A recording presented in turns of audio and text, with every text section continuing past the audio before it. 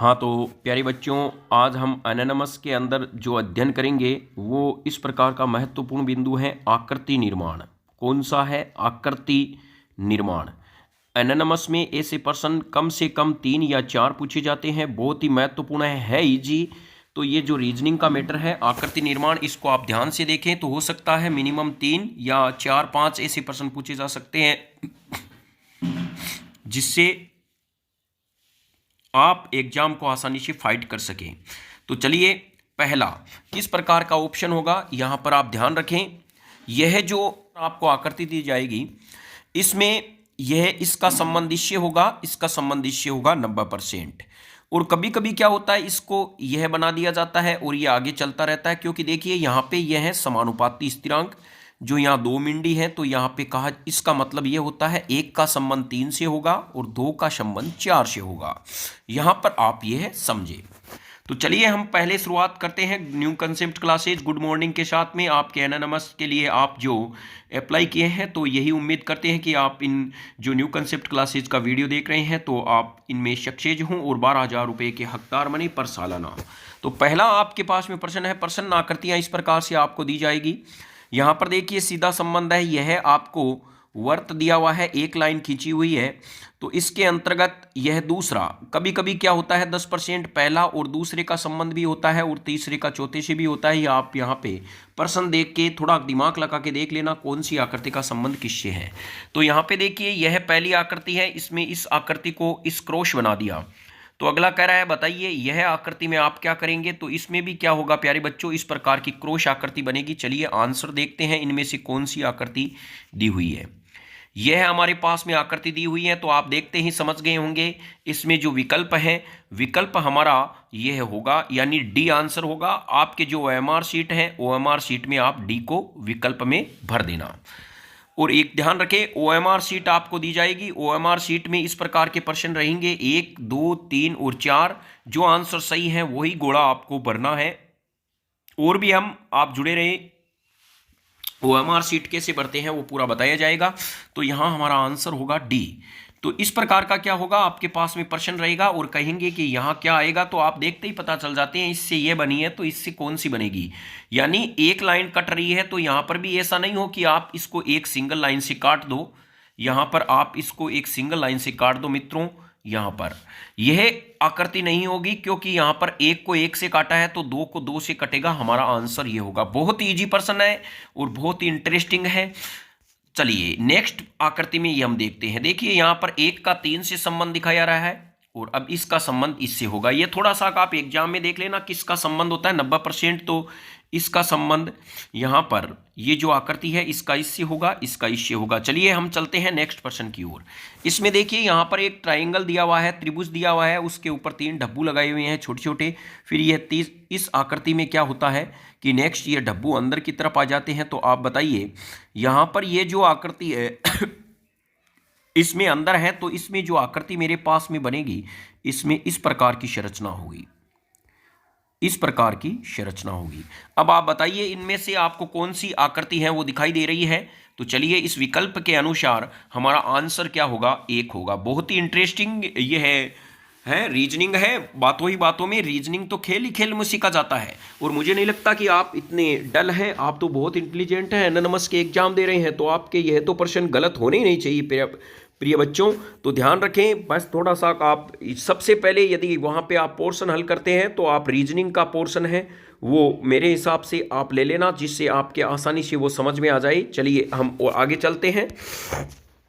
अब next person की ओर चलते हैं। नेक्स्ट पर्सन क्या कहता है,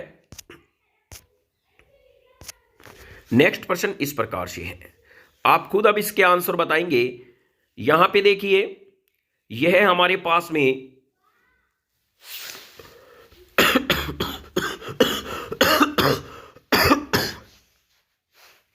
यह जो हमारे पास में बना है इससे आपको मेल खाना है, क्या बना है। तो देखिए इससे यह आकृति बनी, कोई चेंज नहीं हुई है, डॉट्स लगे हुए हैं, डॉट्स लगे हैं। तो इसमें भी क्या होगा, कोई चेंज नहीं होगा, यह सेम आकृति आएगी आंसर के अनुसार।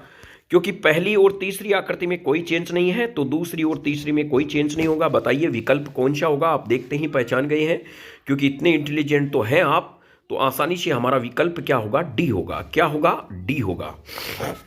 जो इसमें दिया हुआ है वही क्या होगा, सेम आकृति होगी। तो चलिए यहाँ पे विकल्प डी। नेक्स्ट प्रश्न की ओर चलते हैं। बताइए, यहाँ पर देखिए एक त्रिभुज दिया हुआ है, 3 डब्बू इसके ऊपर निकाल दिए गए हैं, 3 डब्बू। फिर अगली स्टेप में देखिए क्या किया है। अगली स्टेप में त्रिभुज का संबंध इससे बता दिया गया। आप देखते ही देख लेना कि इसका संबंध इससे है। अब इससे मत कर देना। यहाँ पर ये जो 3 डब्बू है इनको क्लियर दिखाया गया है और यहाँ पे ये 3 लाइनें इस प्रकार खींच दी। तो वही बात होगी प्यारे बच्चों। यहाँ पर जो ये आपके पास में संरचना है, 4 डब्बू रहेंगे, 4 डब्बू रहेंगे और इनका संबंध इस प्रकार से ये जोड़ दिया जाएगा। ध्यान रखिए डब्बू पूरे होंगे। यहाँ देखो ये डब्बू हैं वो गोल गोल वर्ताकार है, सर्किल है, पूरे हैं। तो यहाँ पर भी वो पूरे होंगे। चलिए आंसर देखते हैं कौन सा विकल्प हमारा सही है। तो आपके यहाँ से आसानी से समझ में आ गया होगा। आप कहेंगे ये बी विकल्प सही है। कैसे हो सकता है बी विकल्प सही? क्योंकि बी विकल्प में देखिए बीच में से ये क्रॉस कर रहा है, जबकि इसमें ऐसा कोई क्रॉस करने वाला मार्जिन है नहीं। इसमें सिर्फ 3 डब्बू दिए हुए हैं और इनको तो इस प्रकार से मिलाया है। तो हमारा विकल्प होगा सी सही। यहाँ पे आप देख सकते हैं यह आपका विकल्प सही होगा। बस थोड़ा सा कॉन्फिडेंस रखें और यह रखें कि हम एनानमस क्लास से जुड़े हुए हैं, तो हम तमाम प्रश्न हैं वो करके आएंगे। एनानमस क्लासेज जो एनानमस के एग्जाम है, क्योंकि आप न्यू कंसेप्ट क्लासेज से जुड़े हुए हैं, तो यहाँ पर आपके चित्र आकृति में आंसर में आपको पूछे कि बताइए क्या आएगा, तो देखिए यह प्रश्न आकृति है। प्रश्न आकृति के अनुसार आपका विकल्प सी होगा। चलिए नेक्स्ट प्रश्न की ओर बात करते हैं। तो इसमें क्या होगा, आप अपना दिमाग लगाइए, इसमें क्या हो सकता है। देखिए प्यारे बच्चों यहाँ पर क्या हो रहा है, यहाँ पर इसका संबंध इससे दर्शाया गया है। या चाल मान लीजिए आप इसका इससे भी देख सकते हैं।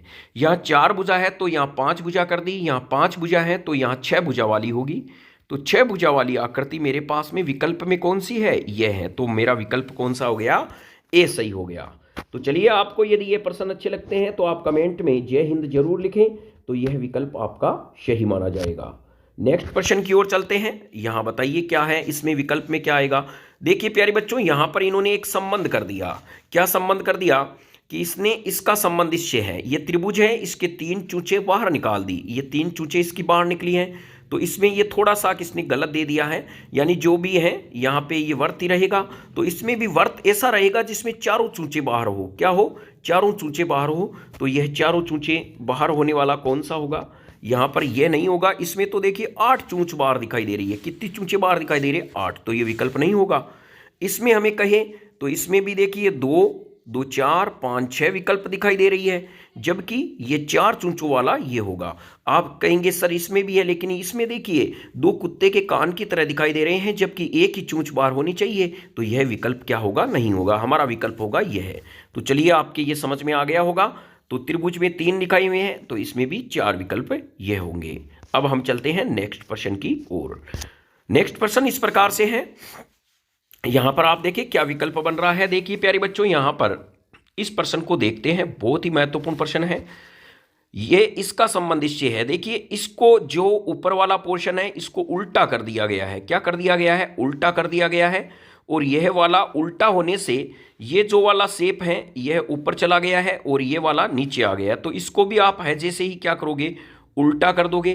तो चलिए इसमें उल्टा, जहाँ पर ये वाला सिरा है वहीं पे हम कहेंगे मेरे पास में जो सिरा आएगा वो इस प्रकार से रहेगा। यहाँ पर यह रहेगा, इस प्रकार की शेप आएगी। आप ये थोड़ा सा ध्यान रखें। यानी हम कहें कि इस प्रकार का यहाँ पे हमारे पास में यह आएगा, थोड़ा सा इस प्रकार का आएगा। और यह जो पोर्शन है पहले इस प्रकार का पोर्शन आएगा, तो यह जो ऊपर चला गया है इसमें इस प्रकार की लाइनें खींच देते हैं। तो चलिए आप खुद बताइए इनमें से कौन सा विकल्प होगा। तो यहाँ पर उल्टा जैसे ही करते हैं, तो देखिए इस विकल्प को आप ध्यान से देखें कौन सा आपका विकल्प होगा। तो हमारा जो प्यारे बच्चों विकल्प है वो विकल्प कौन सा होगा, इसके अनुसार यदि हम देखें तो विकल्प सी आंसर हमारा ही होगा। चलिए नेक्स्ट प्रश्न की ओर चलते हैं। नेक्स्ट प्रश्न इस प्रकार से है। यह प्रश्न आकृति दी हुई है, घबराना बिल्कुल नहीं है। देखिए यहां पर क्या किया है इन्होंने, इस प्रकार की आपको एक शेप दे दी है, 2 है और इसका संबंध इससे कर दिया है। इसने किससे कर दिया है, इससे कर दिया है। तो अब मान लीजिए इसका संबंध किससे कर दिया, इसने इससे कर दिया, इस संरचना से कर दिया इसका संबंध इससे। यानी +2 थे, इसमें 1 कर दिए हैं, और जो तीर दो एक दूसरे की दिशा में जा रहे थे उनको विपरीत दिशा में कर दिया है।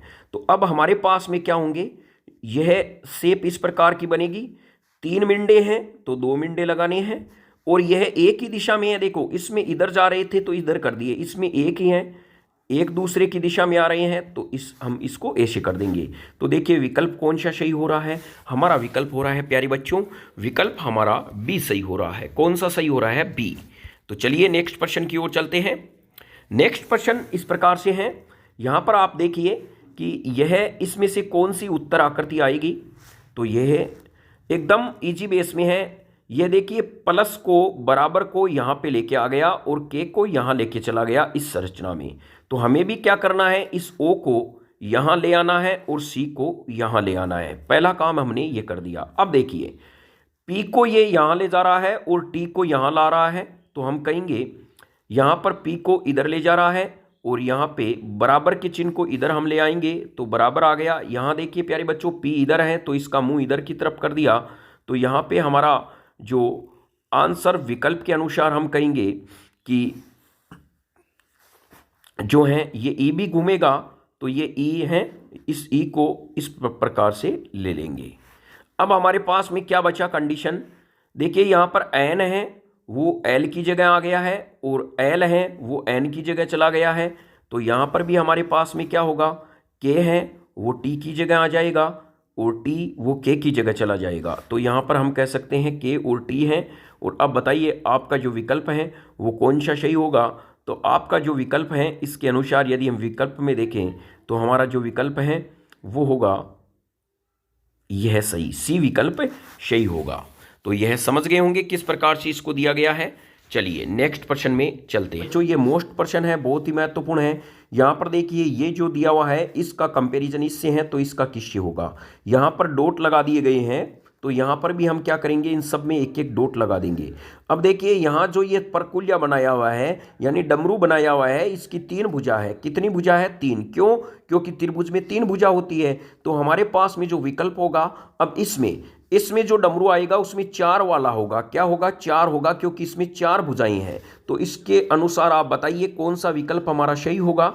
तो इसके अंदर यदि हम देखें तो हमारा यह विकल्प क्या है, सही माना जाएगा। यह नहीं माना जाएगा क्योंकि यह तो त्रिभुज के लिए है, जबकि इसका कंपैरिजन करने पर हमारे पास में यह आंसर आता है। तो प्यारे बच्चों बताइए आज की जो आपके जो प्रश्न का जो हमारे पास में था आकृति निर्माण, वो आपको कैसा लगा कमेंट में जरूर बताएं। और भी हम प्रश्नों का समावेश करते रहेंगे क्योंकि रीजनिंग आपके बहुत ही महत्वपूर्ण है।